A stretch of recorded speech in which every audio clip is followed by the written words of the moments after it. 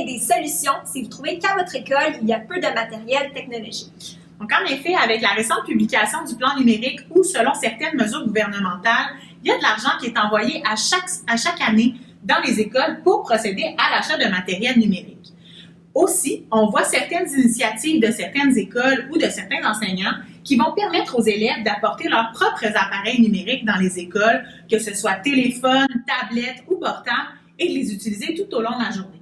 Si vous faites l'achat de matériel technologique, il est important de choisir du matériel qui se partage facilement et de les centraliser dans un endroit à l'école pour que tout le monde puisse y avoir accès.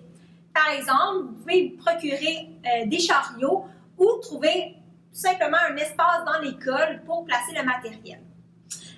Super important, il est essentiel de bien choisir le matériel technologique parce qu'on sait on a de plus en plus d'offres. Donc, il est préférable de sélectionner des outils qui toucheront un plus grand nombre d'élèves, que ce soit niveau ou âge différent. Ce qui est important aussi quand on fait le choix de matériel, c'est de choisir du matériel ou des outils numériques qui vont être utilisés à leur plein potentiel. Ce qu'on veut tout de suite éviter, c'est du matériel qui va dormir sur les étagères. Aussi, avec le matériel numérique, il n'est pas nécessaire d'avoir un ratio de 1 appareil par élève. On peut facilement partager le matériel entre les élèves et les élèves vont pouvoir collaborer quand ils vont l'utiliser. Oui, comme en programmation, on peut se procurer un lot de robots et 2-3 élèves travaillent sur le même robot.